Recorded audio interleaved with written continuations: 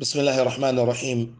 الحمد لله وحده والصلاة والسلام على من لا نبي بعده. أما بعد. Caros irmãos, em primeiro lugar gostaria de esclarecer que até agora nós ainda não começamos a desenvolver aqueles temas que havíamos prometido, mas eu acho que, inshallah, depois deste áudio, vamos certamente arrancar com a nossa primeira aula do mês de Ramadã. Nós acabamos fazendo aulas de caráter extraordinárias. Então partimos por esta via, por força de uma necessidade que nos foi imposta pelas circunstâncias e que devemos responder uma série de questões antes mesmo do início do Ramadã, logo no início do Ramadã, e quando eu pensava que ia arrancar, que é hoje nesta nossa aula, eis que logo de manhã começo a receber muitas mensagens que vêm entrando no meu inbox, e essas mensagens entram para mim de forma deliberada, porque parece que sou um dos destinatários, acabo sendo, querendo ou não, um dos destinatários destes áudios, isto porque eu faço parte do grupo que está aqui a nível da cidade da Beira, que tomou a decisão de rumar, de traçar um novo caminho no que diz respeito no que diz respeito aos critérios em relação à visualização da Lua, aqui a nível da província de Sofala. Então, isso já foi dado explicação e eu não volto a repetir aqui. Já há 2 áudios que estão a circular por aí, onde deixamos claro o que foi que aconteceu aqui a nível da nossa cidade e porque é que tivemos que partir por esta via. Para resumir, o objetivo principal dessa decisão foi tentar resolver uma situação que já estamos a viver, um problema que já está patente na nossa sociedade, principalmente aqui na província de Sofala, e que nós estamos inconformados com que isso aconteça. O resultado disso que é dividir a comunidade muçulmana, e nós achamos que podemos fazer alguma coisa para mudar esta situação. Dito isto, meu caro irmão, eu gostaria de lhe saudar, em primeiro lugar, o meu irmão Mufti Ahmad Yunus Darwesh, ou Durwesh, não sei bem como é que é este último nome, mas na verdade que eu não o conheço, nunca me lembro de ter conversado assim com ele, não sei quem ele é, e na verdade conheci hoje, através desses áudios que vários irmãos muçulmanos enviaram para mim. Eu acho que enviaram no intuito de pedir uma explicação. Depois daquilo tudo que nós falamos, quando o Mufti envia estes áudios, então as pessoas começam a direcionar os áudios para mim como que fossem pedir, não é, balisan el-hal, não é, por via não é, na prática, como eles estão a mostrar, é que estão a pedir uma explicação. O que é que você tem a dizer sobre este Mufti, que é um mufti e que está a dizer estas coisas que estão aqui neste áudio? Então, o que é que você tem a dizer? É isso que eu percebi com essa tanta insistência, e por vezes com pessoas que estamos juntos no mesmo grupo, ainda mesmo assim enviam para o meu inbox. Mas pronto, é interessante, se calhar é mesmo busca de esclarecimento e ouvir talvez aquilo que é a opinião de um outro alim, não é? Ok, inshallah, vamos tentar tecer algumas considerações a esse respeito. Mas antes de eu entrar nos pontos que achei importante conversar com o nosso irmão Mufti Ahmad Yunus, o que eu realmente pretendo dizer antes de tudo isso é que, em primeiro lugar, meu caro irmão, não faço nada disto com o intuito de lhe atingir ou pessoalmente, ou uma outra intenção, má fé, digamos, não é? Por detrás desta resposta. Aqui esta resposta que Allah é testemunha, faço apenas como forma de partilhar conhecimento, trocar não é? Impressões e ouvir, se calhar, de si também mais coisas. Dizer que gostei de ouvir o seu áudio. O irmão, alhamdulillah, é dotado de uma boa maneira de falar, expressa-se muito bem, e que, inshallah, acho que seria muito bom que continuasse a fazer áudios desta natureza, porque as pessoas gostam. E gostaria de aproveitar também de esclarecer uma coisa que acho que não é certa, né? Na minha opinião, estou apenas a opinar, quando diz que no mês de Ramadã não era a conversa certa para se fazer, nesta altura devia estar-se envolvido em Ibada. Eu acho que não saiu do Ibada, o irmão, aquilo tudo que fez é ensino e aprendizagem do ilm de Din, e não precisava se desculpar ou como se estivesse a falar coisas fúteis. Não há nada fútil daquilo que disse. Aquilo tudo que disse faz parte de Din. E as pessoas que ouviram, partilharam, estavam também envolvidas na aprendizagem e na divulgação do Din. Se for o caso, até na defesa daquilo que é uma certa posição que se entende que seja de Din. Está claro? Portanto, não precisava aquela introdução, porque ela acaba assustando até as pessoas. Será que posso escutar isso no mês de Ramadã? E depois estamos sem fazer nada nas casas. Se você não vai escutar isso, as pessoas vão se ocupar escutando coisas desnecessárias. Escutando aquilo que o irmão esteve a falar, estavam a escutar, inshallah, Din, não é? Portanto, não era necessário. E eu quis esclarecer para que não ficasse esta impressão de que essa nossa conversa, por exemplo, esta resposta que eu estou a fazer, estaria no mesmo nível. Eu não estou com essa convicção. Estou ciente de que estou a fazer aqui uma ação louvada no Dini e faço esta ação exatamente esperando ter uma recompensa por parte de Allah subhanahu wa ta'ala, esperando ter recompensa por parte das pessoas que vão aprender alguma coisa, por parte de Allah, pelas pessoas, não é, que vão aprender alguma coisa daqui. Portanto, dito isto, vamos já àquilo que é realmente importante, pontos que merecem. Não vou responder todos os seus, tudo o que falou, há muita coisa que sou unânime, que eu concordo plenamente, então, não é? Há coisas que só vamos deixar passar, mas há aspectos que queremos trocar, que eu acho que devíamos trocar um pouco mais de impressões, não é? Ok. O irmão começa o seu áudio, não é? Quando começa logo a discutir os pontos principais, fala sobre que o primeiro ponto é do que no nosso Sharia, o nosso Sharia não está baseado em opiniões individuais, correto? Estamos todos unânimes nesse aspecto. O Dino não está baseado em opiniões. Aliás, quem somos nós? Nós, tanto eu como o meu caro irmão, espero que sejamos todos, somos todos muqallidin, nós todos somos seguidores de uma certa escola de pensamento jurídico islâmico e não temos aquela autonomia intelectual, não alcançamos aquela autonomia, aquele nível que chama-se mujtahid, onde uma pessoa está acima até das escolas, até acima do madhab, está a perceber bem, né? Ninguém de nós aqui tem alcançado a este nível, e não sei, mas eu acho que não teria nem sequer coragem de dizer isso, não é? Que é um mujtahid. Portanto, nem assim, nem eu tenho essa coragem de dizer. E não vejo ninguém aqui, mesmo nós aqui que estávamos aqui a nível da cidade da Beira, que acabamos tomando alguma posição em relação a isto. Nós tivemos o Mufti Ismail que acabou escrevendo até um fato a respeito disso, né, dentre os seus fatos que ele tem emitido, que são pareceres legais, não é, dele, na qualidade de Mufti, tem emitiu um fato também sobre esse aspecto. Nós também distribuímos vários eu fiz pelo menos alguns áudios e há alguns posts que fizemos. Então entendemos que este seu áudio estava direcionado àquilo, né? Tanto que toda a comunidade entendeu assim.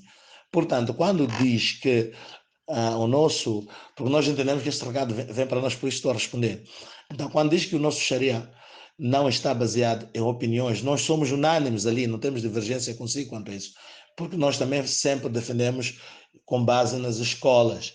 E quando falamos ou opinamos alguma coisa, já não é em relação aos fundamentos ou na criação de um novo critério. Nós não podemos criar, tanto que nos limitamos sempre a repetir dois critérios: o critério universal, o critério da lua local. O critério da lua universal é um critério reconhecido, apresentado, avançado pelos grandes jurisconsultos do Islã. O critério da lua local, idem. Portanto, em nenhum desses é inovação, é criação nossa ou é opinião nossa. Agora, o que nós podemos opinar, e eu acho que somos temos essa capacidade, porque eu me lembro que o Imam Abu Yusuf costumava dizer um dos requisitos que se tem para se emitir um certo parecer legal é que seja um conhecedor dos problemas da sua comunidade. Portanto, conhecer a minha comunidade ou a comunidade em que a gente vive, sim, nós conhecemos. Nós estamos cá na Beira, por exemplo, eu formei-me e graduei em 2002. Desde 2002 até hoje vivo na cidade da Beira. Portanto, eu já conheço bem o que está a acontecer aqui. O Mufti Ismael Idem está cá quase no mesmo tempo, a nível dessa cidade da Beira. E todos os álimos que estão cá na Beira. E nós, nesses encontros, estivemos preocupados em apenas resolver o problema que está a atingir a nossa sociedade.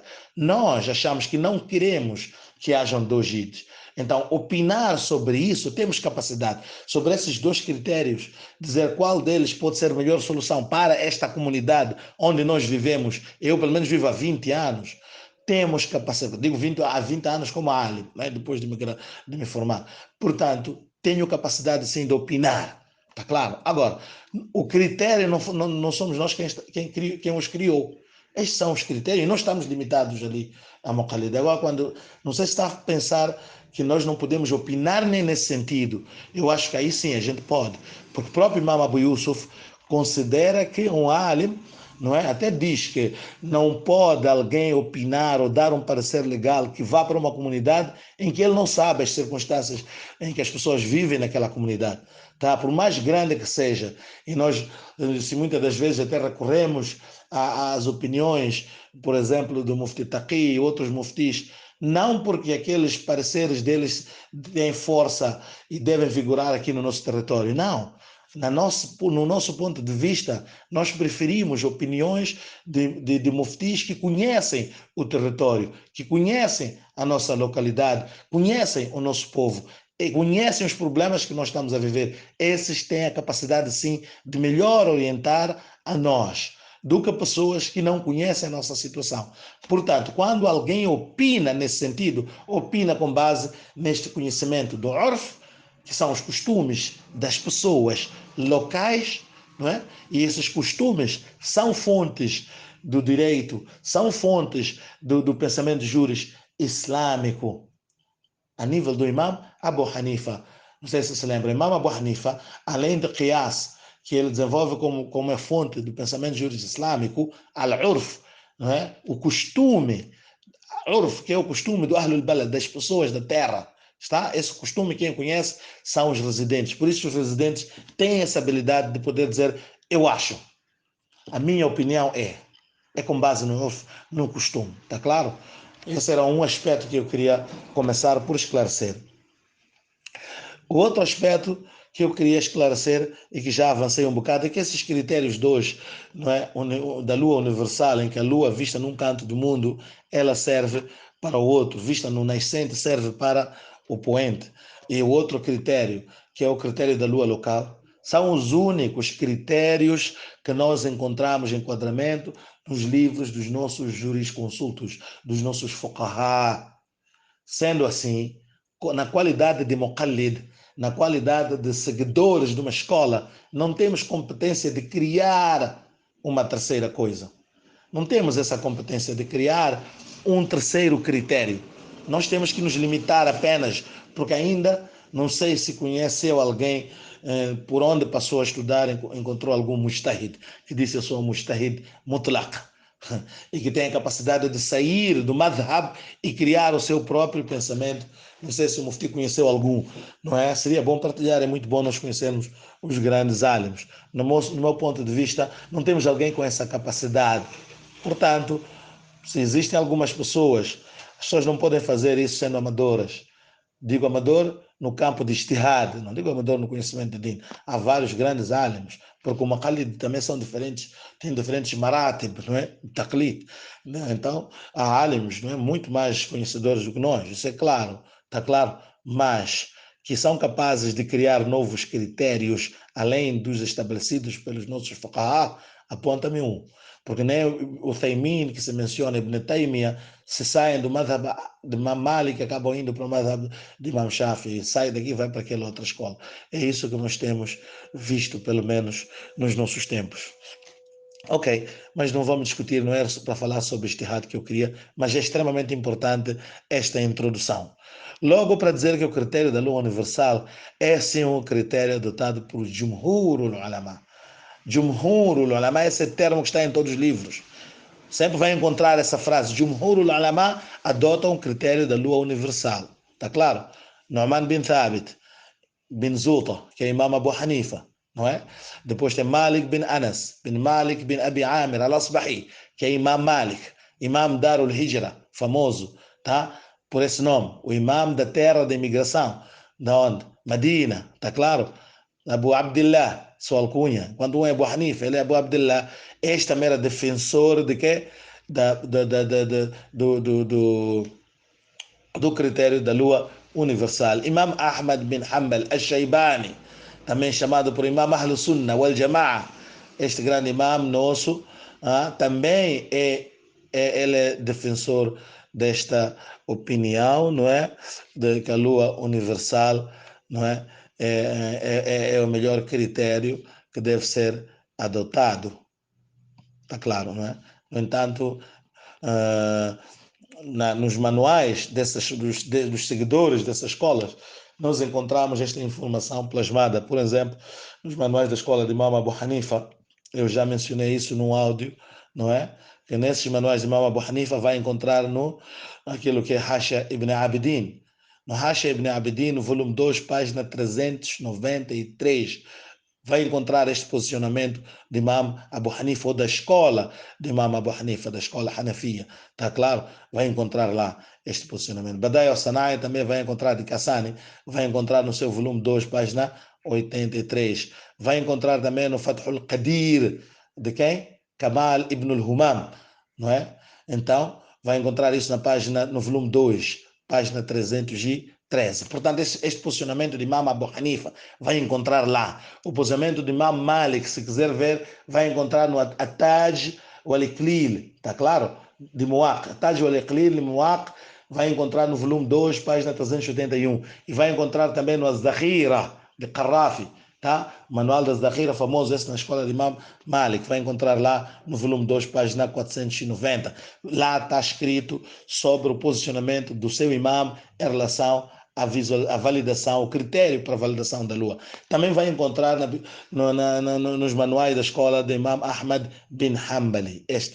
Por exemplo, Ali Insaf de Mardawi, vai encontrar no volume 3, 4, na página 193. Vai encontrar também no Al-Mubdi', vai para Al-Mubdi' de Ibn Muflih, vai encontrar lá no volume 3, página 7. Vai encontrar também na Allama Shawkani, no Lautar, também vai encontrar este posicionamento dele em relação à lua, tá? A validação da lua de um canto para outro mundo, de Mashriq para Maghrib, está? Não só dos contemporâneos, aqueles que vieram já próximo à nossa época, né? Próximo à nossa época. Estamos a falar, por exemplo, Nasruddin Albani, né? Já que mencionou Ibn Taymiyyah e a companhia, é por isso que eu vou lhe mencionar também Nasruddin Albani, no Tamam al-Minna. Ele fala e defende este posicionamento. Ibn Taymiyyah defende este posicionamento. Bin Baz, que referiu que defende a posição da lua local, não defende a posição da lua local, defende exatamente a posição dele, é esta, a opinião dele é esta, igual a do Imam Abu Hanifa, a Ahmad bin Hanbal, Imam Malik. No entanto, fiz essa referência, mas eu vou até ler aqui o que é que diz Bin Baz. E Bin Baz diz o seguinte, para não pensar que eu estou a inventar, né? Estou a ler aqui daquilo que o próprio Bin Baz diz. Ele diz: "As-sawabu anna likulli ahli baladin ru'yatuhum." É correto, não é? É correto que o correto de que para cada likulli baladin, não é? Likulli ahli baladin, para cada grupo de pessoas, para cada habitante de uma certa localidade, tenham a sua própria lua. Kullu baladin lahum ru'yatuhum, para cada cidade tem a sua própria visualização. فإذا صام أهل مصر لرؤيتهم, então os habitantes de uma cidade, por exemplo, do Egito, eles se jejuarem com base na visualização da lua deles, o Ahlul Sham, os da Síria, também com base na lua deles, o Ahlul Maghrib, e os de Marrocos, com base na lua deles. Fala ba'sa, não tem problema. Não sei se lembra-se dessa terminologia la ba'sa bihi, né? Quando usa-se o termo la ba'sa, quer dizer o quê? Quer dizer que não tem problema, não quer dizer que é essa a opinião dele, quer dizer que ele consente, ele aceita este posicionamento. Amma lau tayassara, escuta bem o que ele diz, Bin Baz. Amma, no entanto, lau tayassara, se for fácil, em assumo que as pessoas jejuem li ru'yatin wahida, com base numa única visualização, kana atyab, isso será melhor, wa ahsan, tá? Será melhor. إذا تيسر ذلك, se isso for fácil, لقوله صلى الله عليه وسلم, com base no hadith do profeta صلى الله عليه وسلم, sumu لرؤيته وافطروا لرؤيته, jejuai com base na visualização, na vossa visualização, e também quebrai o jejum, quer dizer, festejai o Eid com base na vossa visualização. هذا يعم الأمة كلها, esta afirmação, este hadith, diz Ibn Baz, este hadith aplica-se a todo umma, abrange todo umma. فإذا تيسر أن يصوموا, no entanto, se for fácil e possível que eles todos jejuem, لرؤية السعودية مثلا, por exemplo, com a visualização da Saudia, ele disse claro, por exemplo, com a visualização da Saudia, أو رؤية دولة إسلامية, ou com a visualização de um país islâmico, تحكم بالشرع, que regula o comportamento das pessoas com base no Sharia, não é?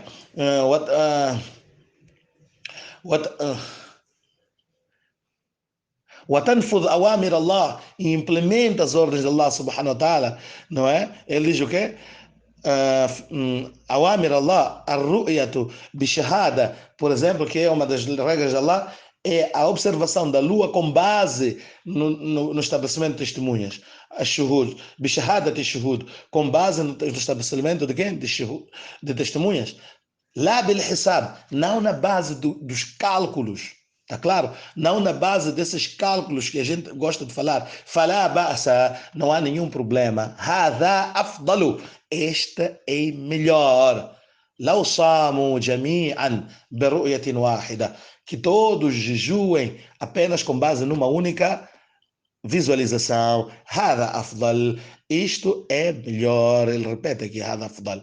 لعموم الأدلة. Por quê? Porque as bases legais abordam essa questão em termos genéricos. Quando Allah subhanahu wa ta'ala, quando Allah diz فَمَنْ شَهِدَ مِنْكُمُ الشَّهْرَ, aquele que visualizar a lua, né, deve jejuar. Aquele é para toda a nação islâmica.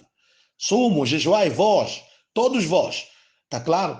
É isso que está querendo explicar aqui o Bin Baz. Eu não quero perder o tempo ler mais, é muito interessante este comentário, porque ele ainda continua a explicar muito mais sobre este seu posicionamento. Então, ficou claro aqui que Bin Baz deve ter lido errado, se leu isso em algum sítio, ou ouviu de alguém também, repetiu o baiano de alguém, ou leu coisa que alguém leu. Eu estou a ler do manual escrito por próprio quem? Bin Baz. Depois temos já a questão de Ibn Uthaymin. Ibn Uthaymin, na verdade, também, depois de ler, e deixei isso lá no fim, este comentário de Ibn Uthaymin. Ibn Uthaymin faz mais ou menos o mesmo raciocínio com Bin Baz, quer dizer, ele aceita que, porque todos são alims, sabem que existem esses dois posicionamentos, então ele aceita, e numa resposta que ele dá, há pessoas que ligam de Sudão, outros ligam não é, a procurar saber sobre isso. Então, ele estando na Arábia Saudita, ele quer evitar que as pessoas, está claro? Quer evitar que as pessoas que estão lá em Sudão, não querem impor a sua lua para as pessoas que estão lá em Sudão. E ele diz claramente, Ibn Uthaymin, que embora sendo a opinião do Imam Ahmad bin Hanbal, não é? Da escola de Imam Ahmad bin Hanbal, mas ele aceita esse outro posicionamento e ainda recomenda, se vocês estão em dificuldades aí em aplicar isso, apliquem a lua local. Não precisa entrar em lutas, é o que o Uthaymin diz. Portanto, está sendo usado exatamente daquela forma que chegou até a ilustrar, pegar uma parte só e deixar outra parte. É exatamente o que acabaram de fazer a respeito da afirmação de Ibn Uthaymin, quer da afirmação de Bin Baz. Não é? Hoje temos redes sociais, ali temos a internet disponível, os livros de Uthaymin estão bem disponíveis, vá lá, põe só لكل بلد رؤيتهم barra e põe Ibn Uthaymin, vai ser fácil, has de ver logo o que é que o Uthaymin fala sobre essa questão, tá? E vai ficar claro o que eu estou a dizer. Agora, eu não sei qual foi a fonte da informação, ou leu uma parte só e deixou outra, como exatamente havia dito. De acordo com Imam, não é? Imam Shafi, Muhammad bin Idris, Shafi, não é? A sua escola, esta sim defende aquele que é o pensamento de cada escola deve seguir a sua lua. Aliás, não cada escola, Likuli Baladin, não é? Aquilo como você traduziu, cada localidade seguir a sua lua, não é? Subhanallah. Cada localidade seguir a sua lua seria complicado para nós, na nossa realidade. Nós temos traduzido isso Likuli Balad como cada país, tá? Cada país. No entanto, cada país segue a sua lua, mas, no entanto, até ali é o máximo que pode se estender o termo balad. Já se você juntar dois países, chama-se baladain. Mais do que isso, o plural é buldan ou bilad. Está claro? Portanto, já não dá para aplicar esse termo para a região. Outros aplicam, tentam esticar para a zona África Austral. Com que base? Como nesta base não é possível. Balad, likulli baladin ru'yatuhu, está claro. Balad, no máximo você vai dizer é um estado. Nunca vai traduzir balad como região, está claro? E logo, sendo um nome khas, específico, você não pode sair da especificidade dele, está claro? Portanto, estamos a falar de balad ou bilad, mais do que já é bilad, baladain ou buldan, ok? Imam Abu Hanifa, Imam Shafi não defende isso. Lua regional, essa palavra, não coloca isso na boca de Imam Shafi, nunca falou de região. Ele falava de balad, e para eles entendiam como localidade, naquela expressão que diz, como o Mufti Ahmad já traduziu, Likuli Baladin, para cada localidade. É assim que esses aimas também entendiam. Agora, já imaginou se tivéssemos esse critério para nós, Likuli Baladin Ru'yatuhum? Subhanallah. E, no entanto, na escola de Imam Shafi, diz o que no seu manual Al-Majmu' de Imam An-Nawawi, no volume 6, página 273, encontramos este princípio de Likuli Baladin, Ru'yatuhum, para cada país a sua própria lua. No Mughni al-Muhtaj, no Mughni al-Muhtaj, um manual da Sherbini, também da escola de Imam Shafi, encontramos lá na página 422, volume 2, volume 1. Portanto, isto era para tentar explicar aquele posicionamento, não é? Que diz a respeito não é? Aquela introdução que fazia sobre a opinião, não é nossa opinião, é a opinião das escolas. As escolas é que defendem isso, nós apenas optamos de uma delas. Então, nós opinamos, quando opinamos aqui, estamos a dizer para a nossa comunidade aqui na Beira, diante dos problemas que estamos a ver, achamos que este critério pode vir ajudar. Está claro? Então, é isso, era isso, é esse o significado da minha opinião, ou é a nossa opinião, sou desta opinião, significa isto. Está claro? Ok, não é opinião em criar critério, nós não criamos nenhum critério, nem aumentamos uma vírgula naqueles dois critérios. Ok, a segunda coisa que tocou, não é? O segundo aspecto que analisou foi a questão de união, não é? Então, e nós sabemos, eu sei que isso é cíclico, não é? E quase até se torna vicioso, de tanto ouvir pessoas dizendo de que o que importa não é a união dos corações, o que importa é a união dos corações, né? E dizem isso, né, com todas as letras, como se não houvesse nenhuma diferença quando as pessoas, em nada afeta o facto das pessoas celebrarem o Eid em dias diferentes. Tentou defender isso, não é? Com o Mufti Taqi Uthmani, não é? E o seu pai, as afirmações deles, onde diz que é preciso compreender que a união não significa que todo ummat em todo o mundo efetue seus atos de adoração ao mesmo tempo, porque não é possível a união, não é possível. A união significa que devem tratar um ao outro com simpatia e não espalhar desordem entre eles, não é? Então diz que o seu pai também diz o quê? O pai de Mufti Taqi Uthmani, que se alguém acha que existe sawab ou virtude em todos celebrar o Eid no mesmo dia, então isto será considerado como sua opinião pessoal, porque não existe prova para isso no Corão e no Sunnah. A prática dos muçulmanos no tempo de Nabi sallallahu alaihi wasallam e do tempo dos Khulafai Rashidin mostra o contrário disso, não é? É engraçado trazer estes comentários destes grandes álimos nesta parte onde está a colocar, principalmente no nosso posicionamento aqui a nível da cidade da Beira. Meu caro Mufti, nós estamos a falar de uma situação em que dentro da mesma cidade há dois Eids diferentes. Está claro? Dentro da mesma cidade. O que o Mufti Taqi está a referir aqui é entre vários países, os países celebrarem todos no mesmo dia. Claro que não é possível. Se já sabemos que há pessoas que podem adotar o critério de Likulli Baladin Ru'yatuhum, cada país tem a sua lua. Claro que na base desse critério não é possível você ter todo mundo a celebrar no mesmo dia. E é isso que está a dizer, que está a referir Mufti Taqi aqui. Mufti Taqi e seu pai não estavam a referir, por exemplo, que é normal dentro do Paquistão haver dentro da mesma cidade, em Karachi, uns a fazerem ido um dia e outros a fazerem outro dia. Não é isso que está a referir aqui este texto. Este texto está fora do seu lugar. Está desenquadrado. Está claro? Bem desenquadrado mesmo. Não tem nada a ver com o exemplo, com a situação que nós estamos aqui a viver. Nós estamos preocupados. Nós dissemos que no encontro que nós tivemos, tínhamos como finalidade discutir sobre a cidade da Beira, que nós aqui não queremos 2 ides. Aqui não queremos 2 ides aqui na Beira. Não é normal para nós, numa cidade, umas pessoas fazerem id num dia e outras pessoas fazerem id no outro dia. Deixa-me colocar isso de uma forma mais crua e bruta. Não é normal um pai fazer id num dia e o filho fazer o id no outro dia. Isso não é normal, meu cara. Não é? Desculpa, aliás, essa força de expressão, usar esta linguagem, não é? Mas Mufti sabe, isso não é normal. Não é normal dentro de uma cidade, dentro de um balad.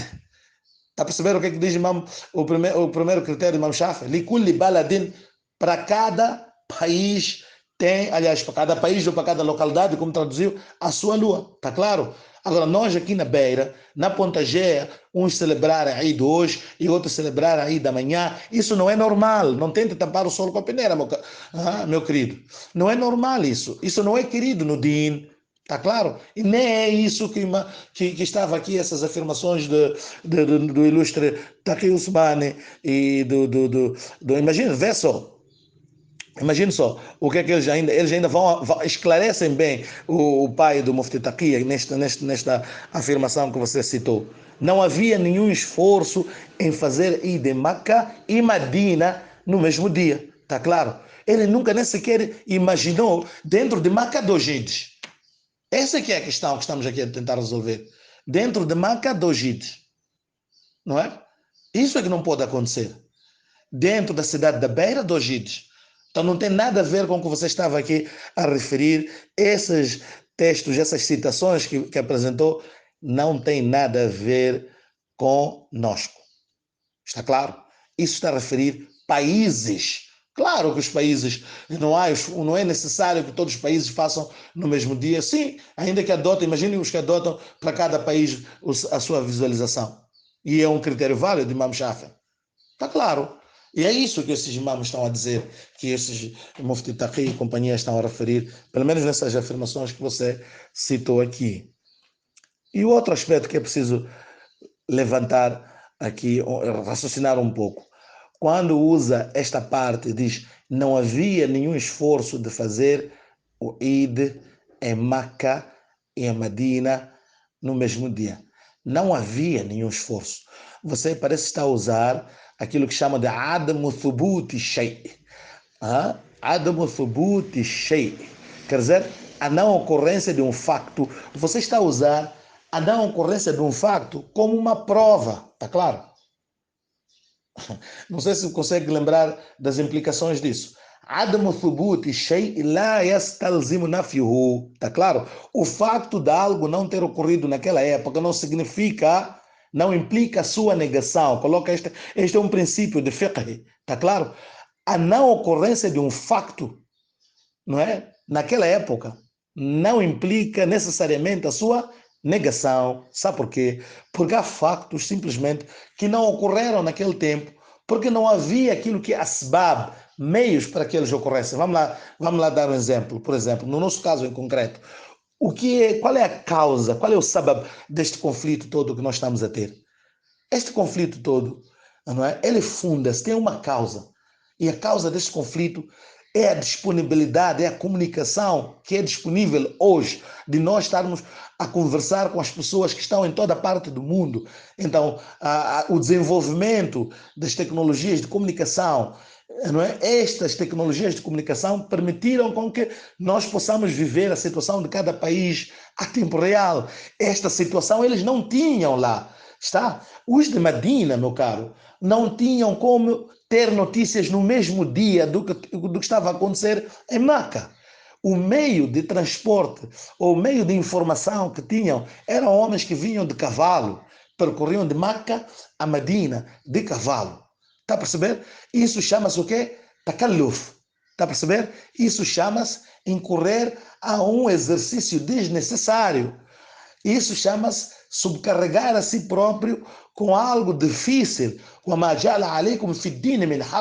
E no din, nós não temos situações dessas. Mashaqqa, al-mashaqqatu tajlibu taysir. Existe aquilo que é um princípio de fiqh. Se ir ver o sul de fiqh, de ver um usul, um dos princípios de fiqh, qual é? Al-mashaqqatu tajlibu taysir. Quer dizer o quê? O mashaqqa, as dificuldades, elas atraem a facilidade automaticamente. Se você está numa situação em Meca, que você quer ouvir a notícia de Eid e quer procurar saber de Medina, e para você ter essa notícia é preciso incorrer dificuldades, mashaqqa, logo eles entendiam, al-mashaqqatu tajlib at-taysir, está claro? Que a dificuldade ela traz a facilidade. Logo eles que eram grandes fuqaha naquele tempo, entendeu logo que não é necessário mandar alguém com essa notícia de lua daqui a Medina de cavalo. Está claro? Dormindo no caminho, para ir chegar lá e dizer que aqui já vimos a lua. Por quê? Há mashaqqa nisso. E se há mashaqqa, já se sabe que isso está afun, está desculpado por Allah subhanahu wa ta'ala, não é necessário você ir lá informar. E é por isso que valia a pena, sim, este princípio, likulli baladin ru'yatuhum. Está claro? Então, coloque isso na cabeça, que a não ocorrência de um facto não implica a sua negação.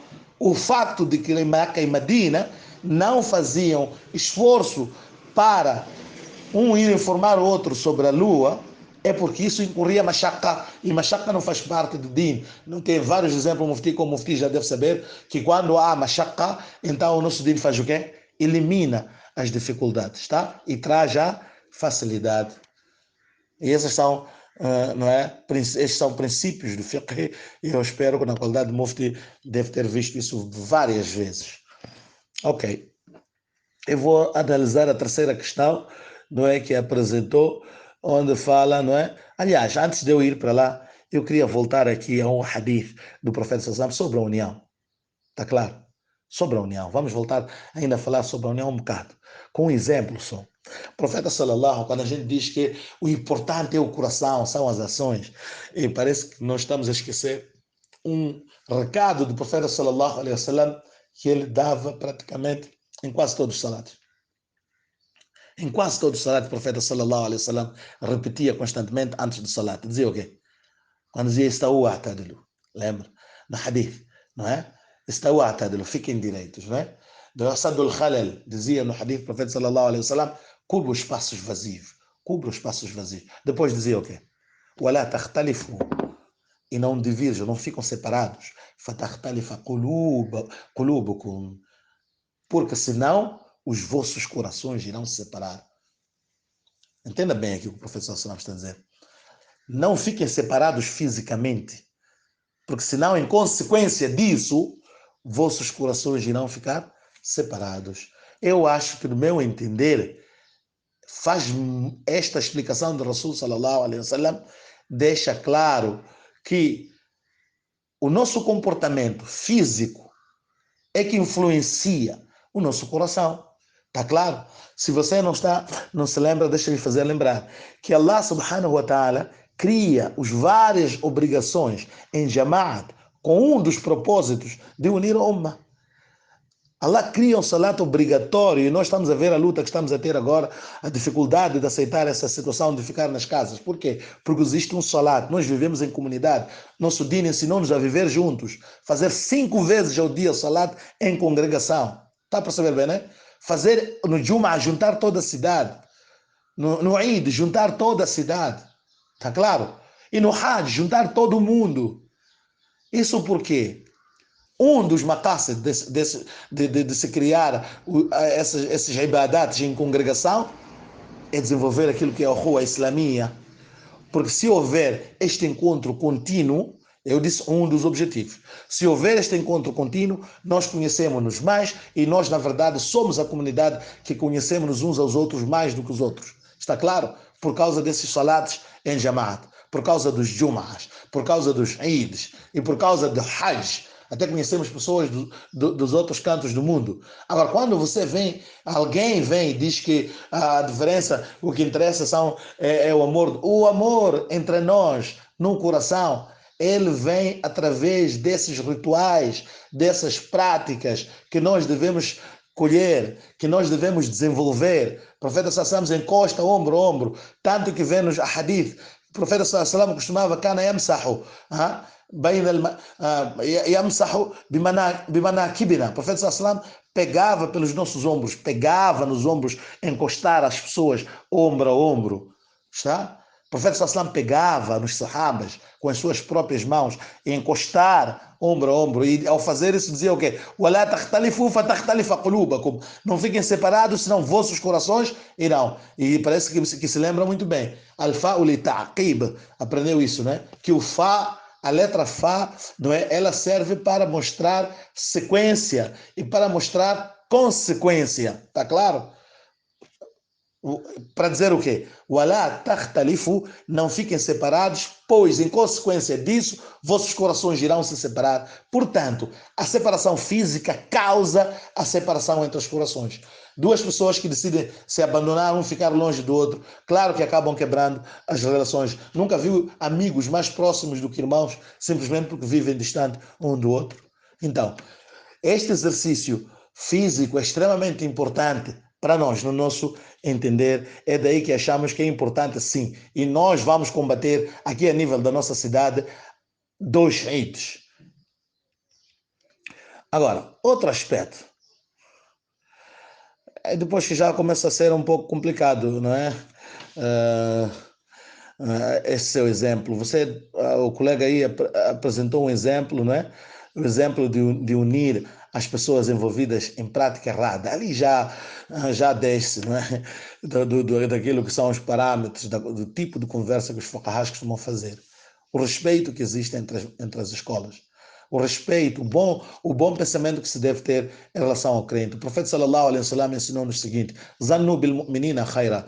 Tenha uma boa expectativa em relação aos crentes. Tenha um bom pensamento. Ijtanibu kathiran min al-zann. Abstenhai-vos do mau pensamento, suspeitas e desconfianças a respeito dos vossos irmãos. Inna ba'da dhanni ithmun. Algumas das suspeitas comportam um pecado, são pecadores. Algumas das desconfianças são pecados.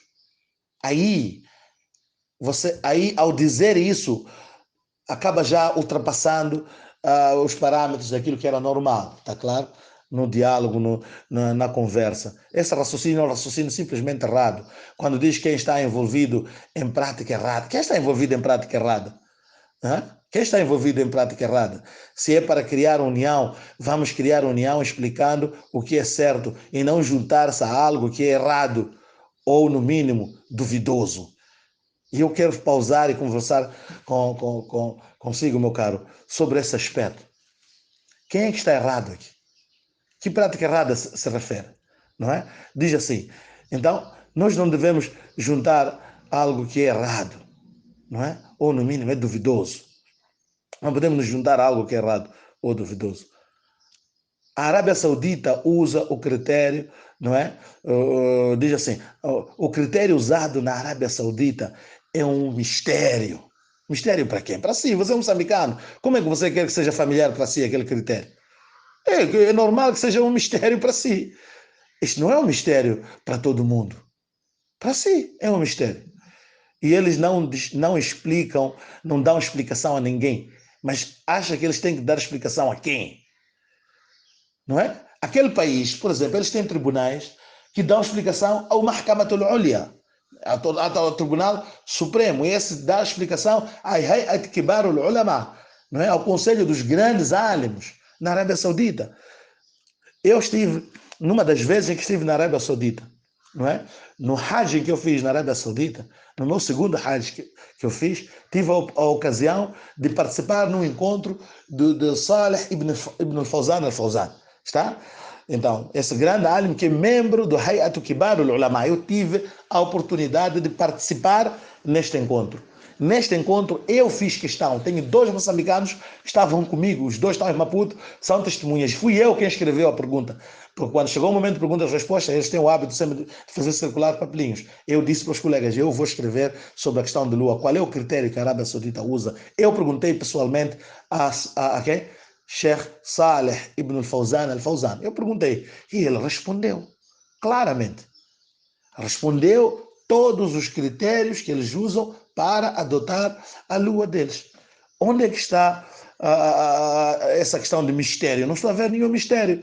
Se for a ver, vai pegar livro de Ibn Uthaymin, esse que o Sheikh citou, que o Mufti citou, há de notar que Ibn Uthaymin começa a dar detalhes desde o Sha'ban, como é que se trata a questão da lua, desde o mês de Sha'ban, depois de Ramadã, até Shawwal. Ele dá a explicação como funciona todo o sistema, o ministério, não é, aliás, da justiça, que é os tribunais, não é assim? Como é que eles funcionam, qual é o papel do Tribunal Supremo e qual é o papel do Conselho dos Grandes Álimes e qual é a ligação que existe e porquê que para Hajj e para Ramadã este Conselho tem que estar lá a trabalhar em parceria com o Mahkamatul Ulya. Por quê? Porque nisso eles sabem que tem a ibada. É por isso que nesses meses, esses meses não dependem de um calendário fixo, dependem sempre de um calendário lunar visto a olho nu. Está claro? Portanto, quando diz é mistério para quem?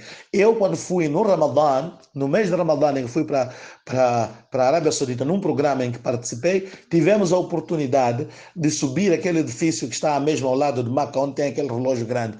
Num dos pisos bem alto daquilo é um lugar reservado àquele que se chama Ilm al-Falak, não é? A ciência cósmica, está claro? E nós fomos visitar aquilo. Dentro daquele departamento lá, que é tão grande, existe um departamento específico para visualização da Lua, onde eles dão a detalhe todas as explicações como é que acontece a visualização da Lua, até mostram no mapa onde estão localizados os Marasid, que significam os lugares onde eles ficam à procura, os centros de observação da Lua. 7 Marasid que eles têm espalhados, eles mostram no mapa, tem um mapa e mostram vários vídeos e fotos desses Marasid em pleno funcionamento, desses centros de observação da Lua. Então, quando diz que, e todas as perguntas que nós fizemos, tivemos resposta.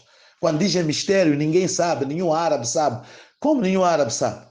Se tem funcionários que trabalham a tempo inteiro lá, vai para YouTube, escreve no YouTube, Marasid, vai procurar Marasid al-Hilal, há de ver, escreve no YouTube, Marasid al-Hilal fi al-Mamlakat al-Arabia, escreve isso, há de ver. Não há nenhum mistério, coisa nenhuma. Agora, é claro que você não pode saber tudo o que está a acontecer dentro do país. Aquele país não é nosso. Nem aqui em Moçambique a gente sabe tudo o que está a acontecer aqui no Ministério da Justiça, nos diferentes ministérios. Você vai querer ter detalhes, porque você dá aula numa madraça, então acha-se no direito de ter detalhes de tudo isso da Arábia Saudita. O mundo é grande, o mundo não gira em torno do nosso umbigo. Há tanta gente, já imaginou, se eles tivessem que dar explicações a toda a gente, não fariam mais nada senão dar explicações. Mas nós fomos levados para um lugar que é habitado e visitado por várias pessoas do mundo. Portanto, isso que disse aqui é mesmo falar sem saber. Tá? Falar o que não sabe é exatamente o que disse aqui. Porque eu digo isso porque eu já vi, eu já fui, entrei nesses lugares. Eu entrei nesses lugares. Este edifício que estou a referir, aí onde tem aquele relógio, né, que eu estou a referir, eu fui no mês de Ramadã. Tivemos a ocasião de estar lá e passar uma tarde dentro daquele edifício. Fomos até lá em cima e vimos tudo o que está lá dentro. Está claro?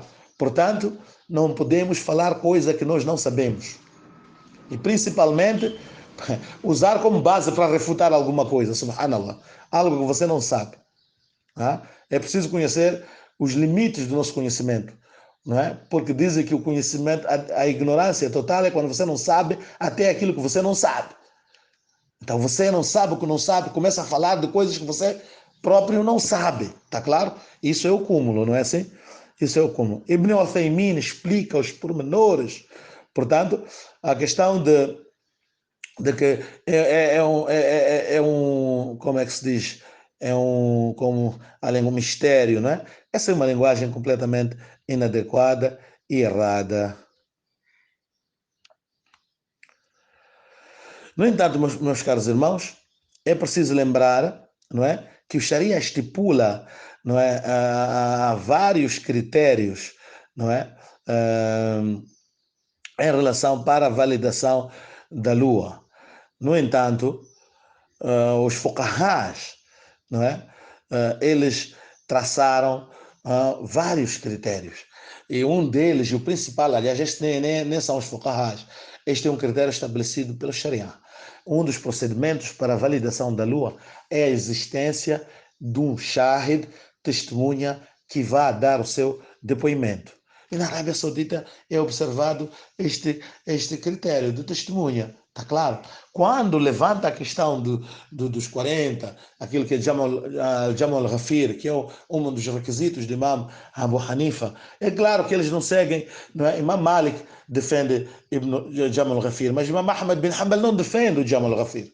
Jamal al-Ghafir é defendido por Imam Abu Hanifa, que diz que quando o céu está limpo, não é? Se o céu está limpo, então é preciso que a validação da lua ela seja feita com base em várias pessoas. Isso para o Eid, para a lua do Eid, em que nós pretendemos deixar de fazer o ibada, onde existe uma tentação do nafs. Está claro? Que pode empurrar as pessoas para correr e precipitarem-se em fazer o Eid. E diz, se o céu está limpo e é a lua para o Eid, para parar de jejuar, não é? Esta lua, se o céu está limpo, tem que ser vista com uma multidão grande. Imam Abu Hanifa diz o quê? Deve ser vista com, não é? Jamal Ghafir. Mais de 40 pessoas, ou um número de pessoas que nós temos a certeza que eles não se juntaram para inventar uma coisa falsa. Imam Abu Hanifa diz isso, Imam Malik diz isso. Mas Imam Ahmad bin Hanbal, nem Imam Shafi não colocam este requisito. E nós sabemos que a escola predominante na Arábia Saudita é Hanbali, é a escola de Imam Ahmad bin Hanbal. Existe também Imam Malik, mas a predominante na Arábia Saudita é a escola de Imam Ahmad bin Hanbal. Está claro? E, no entanto, eles não observam este critério, porque está claro isso nos livros. Não é desconfiança, isso é certeza, porque está escrito o critério deles, de acordo com Imam Ahmad bin Hanbal. Mas o que isso significa? Será que quando eles decidem sobre isso, isso não tem validade para nós? Por esse aspecto ali? Quando eles decidirem, lá na Arábia Saudita, a lua ficou válida dentro do Mahkama, então ela já não pode servir para nós. Não é? Por quê? Com que base? Não é? Nem Imam Abu Hanifa defende isso. Está claro? O entendimento que existe nos manuais da Ahnaf, e tem uma frase muito bonita de Bahr al-Ra'iq, está claro? وَإِذَا حَكَمَ حَاكِمُ الْبَلَدِ, quando o juiz de um país islâmico, não é? Decidir, estamos a referir sobre a lua, بحكم وافق مذهب المواطنين, com uma decisão que vá de acordo com o madhab, a escola dos habitantes daquela cidade, أو لم يوافق, ou mesmo quando não vá de acordo com os habitantes daquela cidade, يجب العمل, é wajib praticar nesta decisão, bima hakama bihi, إذا كان عن اجتهاد منه, se isso foi com base, se essa decisão foi tomada com base naquilo que é análise profunda pela parte do próprio juiz, ou ao taqlid, ou porque ele seguiu uma das 4 escolas do pensamento jurídico islâmico, aquelas que são as escolas consolidadas. Por quê? E ele diz à frente, لأن حكم الحاكم, porque a decisão do hakim يرفع الخلاف, elimina a divergência. A divergência existe enquanto o qadi não decidir. Quando o qadi decidiu, aquela decisão já é para todos, não é para pessoas do madhab, não. Está claro? Já imaginou que o presidente da República o juiz tivesse que decidir algo que é para a comunidade inteira, não é? Algo que é aplicável, não é? Estamos aqui, quem pode fazer, não é? Por exemplo, a Assembleia da República devesse aprovar uma lei geral e depois essa lei vir para um certo grupo de pessoas e não ser aplicado para outro, para os mandaus e não para os macondes. Está claro? E no Islã, o tribunal emite pareceres, ele decreta opiniões em normas gerais que atingem a comunidade inteira. Então, quando o tribunal decide isso, como é o caso da Lua, essa Lua já serve para todos. Está claro? E outro aspecto que é extremamente importante lembrar quando falamos dos procedimentos é que, de acordo com Imam Abu Hanifa, no Bahr al-Ra'iq, estipula uma outra coisa muito interessante. É que o papel do testemunha, ele termina com seu depoimento no tribunal. E o Sharia estipula 2 caminhos. Depoimento no tribunal, se você está numa cidade grande, onde há tribunais islâmicos, claro, ou diante do masjid, em frente do Jamaat. Uma vez transmitido o shahada, o depoimento, a partir daquele instante, o que se vai dizer já não é o testemunho, é apenas repetição. Está claro? Portanto, não faz sentido que as pessoas aqui em Moçambique peçam para ver o testemunha. Onde está o testemunha? Para fazer o que o testemunha perante nós? Para prestar o depoimento a nós? O depoimento ele prestou diante do tribunal. E de acordo com o Imam Abu Hanifa, está? O seu papel termina, está? Aonde? Termina no tribunal. O depoimento de testemunha termina e fica completo diante do juiz. Se for na cidade e diante das pessoas, publicamente, se for no masjid, se for numa localidade. Está claro? Portanto, não faz sentido que nós aqui estejamos a pedir os árabes para apresentar quem é a testemunha. A testemunha foi apresentada no tribunal e o tribunal já julgou e aprovou e aceitou o depoimento. Este é um aspecto. E outro aspecto. Vamos partir já para as desconfianças, não é? Que há muita dúvida. Por que é que nós desconfiamos, não é? Primeiro, não faz sentido desconfiar o irmão muçulmano. A grande regra, a grande máxima do fiqh, do pensamento jurídico islâmico, é a presunção de inocência. Está claro? Os imãs são muito claros em estabelecer aquilo, al-istishab, o princípio da continuidade. O princípio da continuidade, que significa o quê? Al-yaqinu la yazulu bishak. O princípio da continuidade é que o muçulmano, em ponto de partida, o mu'min, como disse o profeta sallallahu alaihi wasallam, bil mu'minina khaira, tem um pensamento positivo a respeito dos crentes. Então, os crentes, o ponto de partida é que eles são honestos, são boas pessoas, são adul. Esse é o ponto de partida. A presunção de inocência requer isso. Depois, não é? É preciso que haja uma prova para que se retire alguém desta presunção de inocência. E Imam Abu Hanifa especifica isso. Subhanallah, nós, Ahnaf, tínhamos que estar orgulhosos desses posicionamentos de Imam Abu Hanifa. Imam Abu Hanifa diz não só o critério para a validação da lua é, primeiro, adalat, o shahid. O shahid tem que ter idoneidade. E ser idôneo é o quê? Ser idôneo é o quê? Não ter sofrido nenhuma acusação de que? De falsidade, de ser falso. O facto de ele não ter um cadastro que mancha a sua personalidade. Basta ele não ter esse cadastro, é suficiente, está? Uma pessoa cujo hasanat são mais do que sayiat. Uma pessoa que as boas ações dele superam as más ações. Não é condição de testemunha para questões de lua que seja uma pessoa impecável. Aliás, não existe essa pessoa. Claro, que nunca cometeu pecado. Não é esse, o imam nunca pediu isso. Desde o momento que seja uma pessoa que, pá, em condições normais, a pessoa normal faz mais o bem do que mal. Trabalha, vai ao escritório, tem um emprego, ou vamos lá, faz as coisas normais que as pessoas fazem. Está claro? Se uma pessoa faz isso, tem mais boas ações do que más ações, é suficiente para ele ser testemunha. Independentemente da cor, independentemente da altura, do sexo.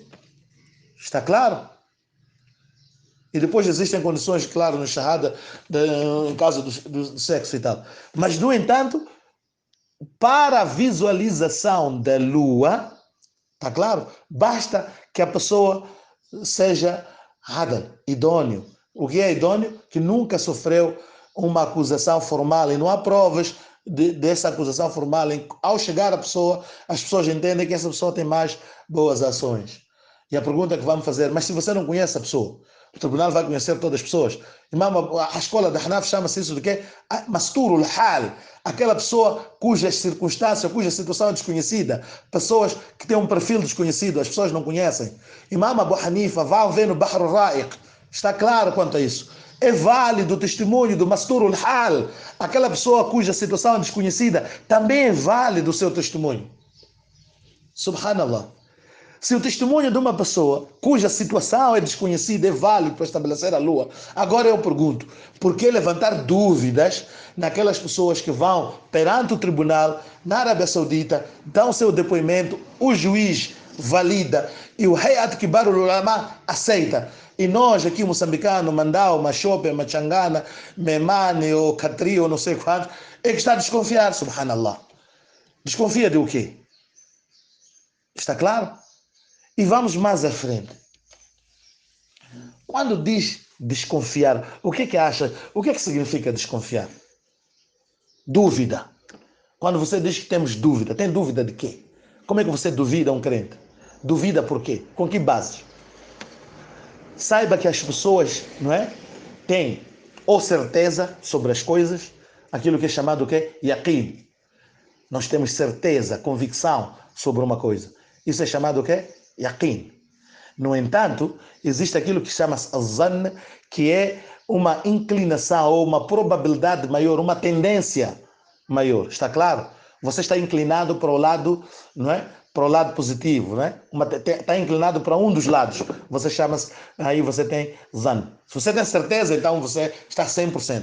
Mas você não tem certeza, o segundo nível é ter o quê? Inclinação para um dos lados. Isso é chamado, nos kitabos, designam isso de quê? Azan. Está claro? Que depois pode ter um zan negativo, o zan também pode ser dividido em vários sentidos, em vários níveis, tá? Mas existe depois aquilo que se chama ashak, que é a dúvida, stricto sensu, ou por outra, propriamente dito, não é? A dúvida. Isso chama-se o que é ashak. O que é dúvida? Os fuqahas dizem a dúvida é quando as duas extremidades têm o mesmo peso e você, tanto ir para este lado ou para este lado, você está em dúvida, tá? Não sabe se vai à direita ou se vai à esquerda, tá? Enquanto ir à direita e ir à esquerda tem o mesmo valor, tem a mesma força, tá claro? Isso chama-se dúvida. No entanto, quando pesa mais para um lado, então aquele lado para onde pesa mais chama-se o quê? Azan. E aquele lado que pesa menos chama-se al-wahm, mera suspeita, tá claro? Ou suspeita fútil. Tá claro? Suspeita, vou depois exemplificar. Suspeita fútil, que não tem nenhum interesse. Está? Uma suspeita desnecessária. Tá claro? É aquela que não está baseada em nada, não tem nenhum fundamento, não tem base. Está claro? A dúvida é que os dois lados têm quase o mesmo peso. Ir para aqui ou ir para ali, a decisão é a mesma. Estou em dúvida se eu vou para este lado ou se vou para aquele lado. Estou em dúvida onde eu vou passar minhas férias. Quer dizer, é que para os dois sítios é irrelevante. Não há um sítio em que pesa mais do que o outro. Estou a pensar em passar férias em Belém, mas também estou a pensar em passar férias em Quelimane, onde tenho lá a minha família. Quero visitar a minha tia. É para não sei bem ainda o que fazer. Aqui preciso fazer porque eu gosto de nadar e fazer isto e aquilo. Lá também quero ir porque quero ver minha tia, está claro? Ainda não sei o que vou fazer. Você está diante de uma dúvida. Mas se você diz não, eu estou em férias, mas eu acho que vou para onde? Para Quelimane, porque eu prefiro ver minha tia. Há muitos anos que não a vejo. Você já tem o quê? A zan, ghalabat zan, aquilo que nós chamamos probabilidade maior. É mais provável que você vá para que ele mane, está claro? Porque está a pesar mais deste lado. No entanto, aquele outro que fica sobre Bilén era apenas um waham, era uma ideia, uma suspeita fútil e desnecessária que passou lá e que você não deu relevância e você preferiu ir para o outro lado, onde tem Ghalabat Zann, está claro? E depois temos uma coisa interessante e atenção, e muito cuidado. E o nosso irmão acabou mencionando e classificando e usando esta última como sua base para sustentar a dúvida do irmão muçulmano. Que riba? Riba é desconfiança. A riba é desconfiança. O que significa desconfiança? É suspeitar algo com base em maldade. Subhanallah. Quando você pensa algo, mas de má fé, com um pensamento de má fé, sempre a pensar o pior naquela pessoa, isso chama-se riba. E vê só a linguagem que usou no hadith que usou para basear-se, para se defender. Dá ma yuribuka ila ma la yuribuka. Deixa aquilo que lhe põe em dúvida. Atenção, esta dúvida que se refere é uma dúvida com base numa péssima suspeita. Na suspeita de estar a acontecer uma coisa má. O que significa, ele está a dizer que eles pensam, não levam a lua, porque têm um mau pensamento a respeito daquelas pessoas. Por isso que ele diz o quê? Usa até o hadith da mayuribuka. A reide, vê só Allah subhanahu wa ta'ala como usa essa linguagem, subhanallah. ذَلِكَ الْكِتَابُ لَا رَيْبَ فِيهِ. Quando está a falar o quê? Sobre o Corão. O Corão é aquele livro que não tem nada de maldade, quer dizer, não há uma dúvida fundada no erro, na maldade. Você pode ter uma dúvida de conhecimento. Leu e não percebeu o Corão e ter dúvida. Estou com dúvida a respeito deste ayat, o que significa? Isso é possível no Corão. No entanto, qual é a dúvida que o Corão está a dizer que não tem? O Corão não tem aquela dúvida que é fundada em maldade e malícia. وَإِن كُنْتُمْ فِي رَيْبٍ مِّمَّا نَزَلْنَا فَأْتُوا بِسُورَةٍ. Allah diz assim, se vocês desconfiam, têm uma desconfiança a respeito dos nossos versículos, da sua autenticidade, da sua origem divina, então vocês tragam aquilo que é um sura semelhante. Está a perceber como Allah usa a palavra riba? Que é essa riba que está nesse hadith, da'ma yuribuka. Está claro? É que o riba é uma dúvida que funda-se numa suspeita errada que você tem.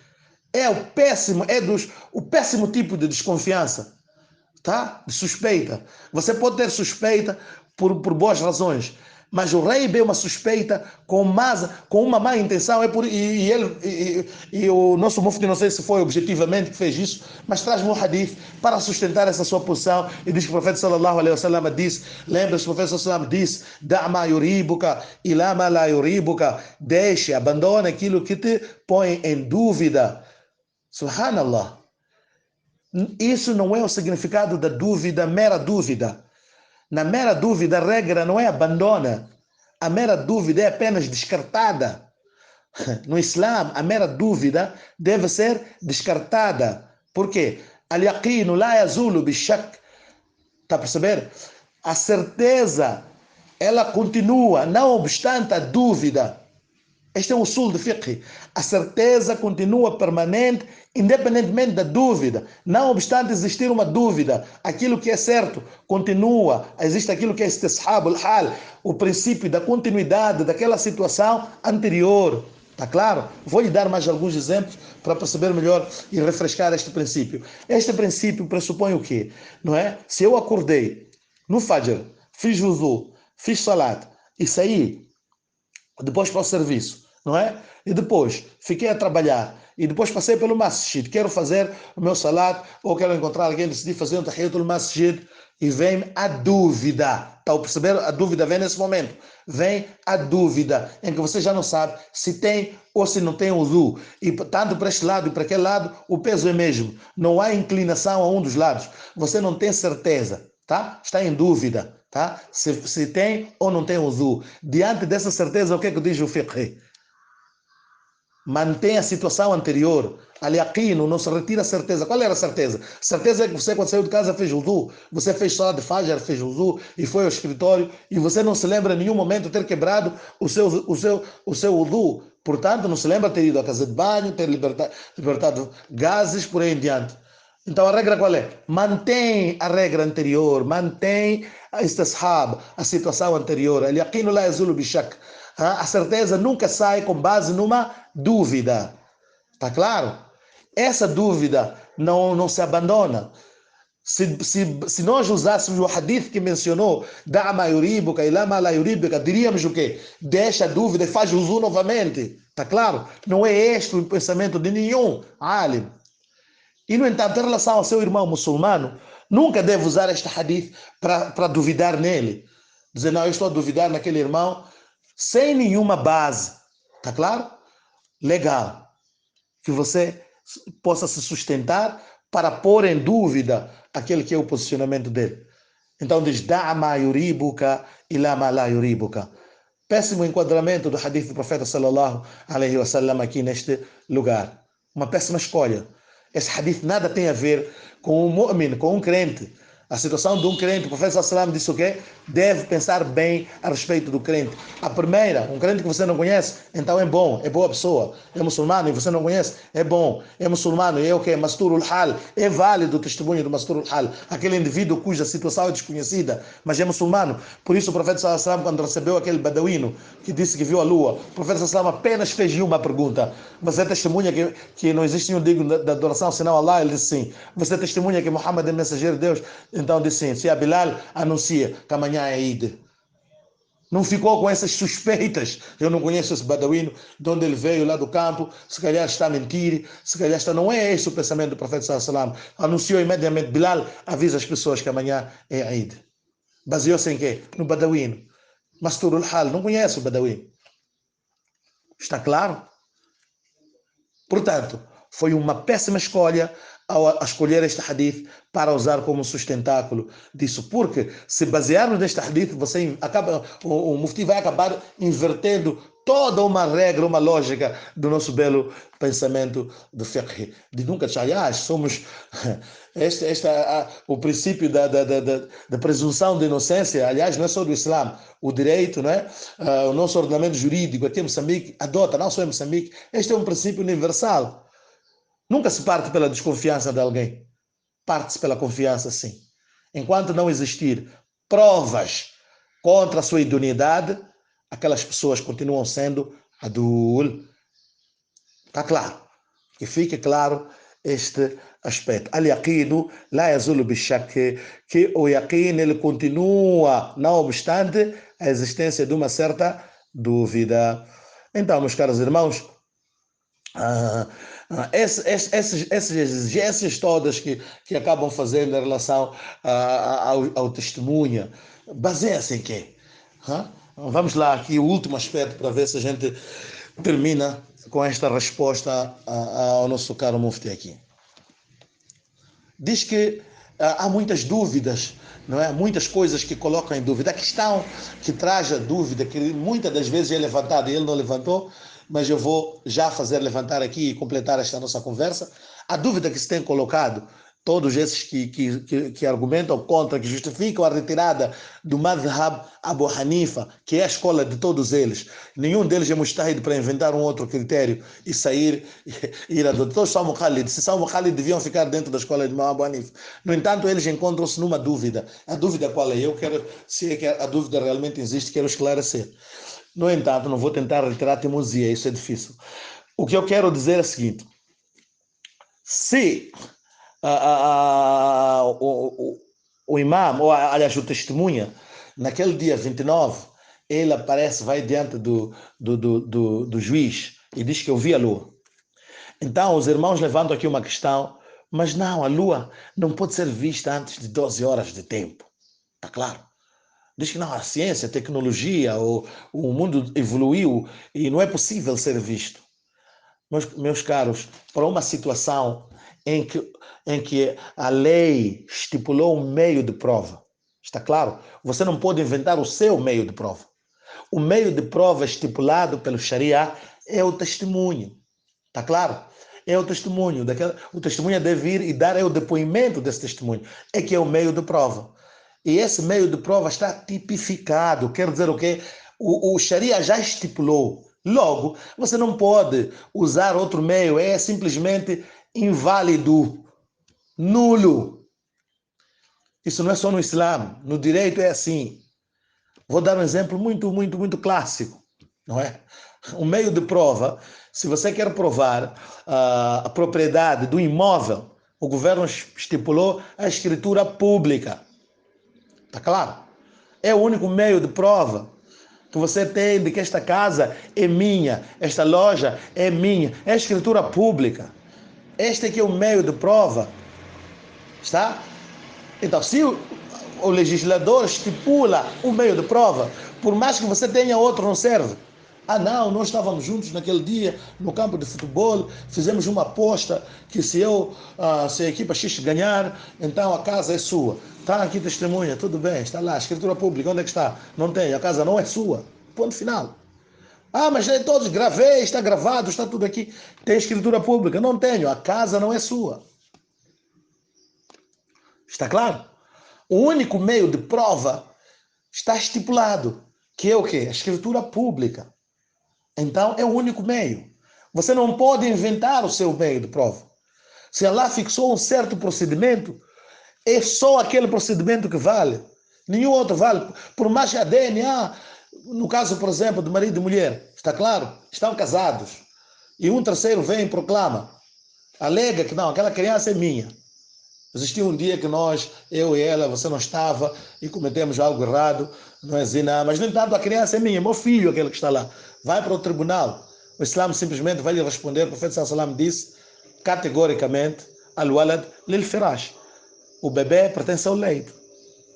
Ah, mas é parecido. O bebê pertence ao leito. Vamos repetir isso todos os dias, independentemente de que prova vai buscar DNA, pode imprimir uma. Subhanallah. A cópia de DNA pode trazer uma resma inteira. Não serve. Está claro? Não serve. O que vale é o leito. Ele está casado, esse período estava dentro do matrimônio. Sim, estava dentro do matrimônio. Ponto final, meu irmão, esquece. Al-walad lil-firash. Está claro? A criança pertence. E é assim no direito, nosso direito. Também pensa da mesma forma. Se você for sair e acordar agora, imaginar que aí no vizinho tem uma criança que é sua e você vai ao tribunal, está a pedir para que seja realizado um teste de DNA, enquanto a criança, a mãe e o pai estão num matrimônio já há um tempo, desde antes, anterior a essa situação, não tem como. Nem sequer terá autorização para ir pedir essa análise de teste de paternidade. Por quê? A lei estipulou como regra. A regra é essa. Sharia estipulou al-waladu lil-firash. Ponto final. É a mesma coisa que nós dissemos em relação ao testemunho para a lua do mês de Ramadã. Se estamos no dia 29, o único meio de prova, o meio que nós temos de estabelecer a visualização da lua, qual é? É o testemunho, ponto final. Independentemente, nem podemos usar essa questão ok, podemos, sim, assim serve para nos dar uma força e tal, mas porque senão, se esse critério fosse válido para negar a lua, tinha que ser válido para estabelecer também. Portanto, era só calcular, hoje a lua, nas tantas horas, até tantas horas vai ser ghurub, prontos, amanhã, aí, fixou. De acordo com todos os imãs de todas as escolas de pensamento, já não há diferença de opinião nesse quesito. Imam Abu Hanifa, Imam Malik, Imam Ahmad bin Hanbal, Imam Abu Hanifa, não é? Imam Shafi, todos esses imãs são unânimes nesse quesito, que não há nenhuma consideração, não é, que se faz a essas questões. Vê só o que é que diz a escola de Imam Abu Hanifa. Diz o quê? O renomado jurisconsulto da escola de Imam Abu Hanifa, não é? Da escola Hanafi, Ibn Abidin, não é? No seu famoso manual chamado que Hasha Ibn Abidin, não é? O Hasha, o comentário, as anotações de Durr al-Mukhtar, no volume 3, página 354, diz o quê? As afirmações dos meteorologistas, né, não têm qualquer valor legal na determinação do jejum sobre as pessoas, e as suas afirmações não são consideradas de qualquer forma. E isso é consensual. Não há dúvida. Imam Malik diz a mesma coisa, já não vou estar aqui a repetir e a ler. Imam Shafi diz a mesma coisa. Vamos ver o quê? No coisa, como é que se diz? Raudul Muttalib.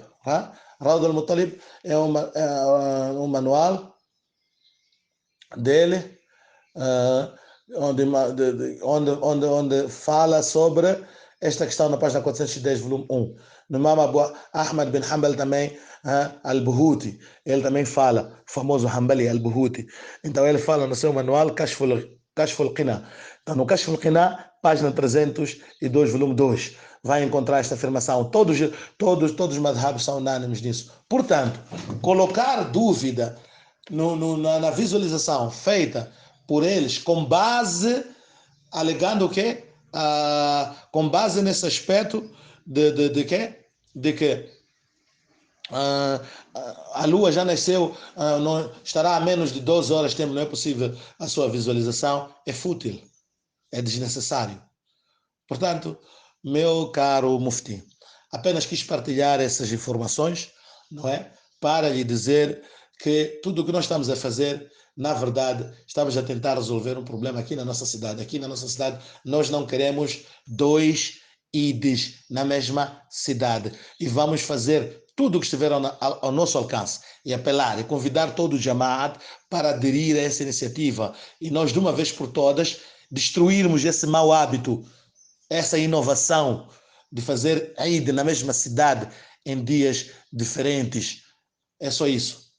E eu apelo à comunidade que adere a essa opinião. Vamos seguir essa opinião que foi traçada, que é o parecer do nosso mufti aqui na cidade da Beira, Mufti Ismail, com quem nós sempre ouvimos, de quem sempre nos orienta nos assuntos de din aqui nesta nossa província. Portanto, vamos seguir sim esse posicionamento. É o melhor posicionamento para nós. E se nós todos aderirmos a isso, vamos de uma vez quebrar esse hábito e acabou. Vamos dizer de uma vez por todas, basta. E espero que os outros também sigam o mesmo caminho. Akhiru da'wana, alhamdulillahi rabbil alamin.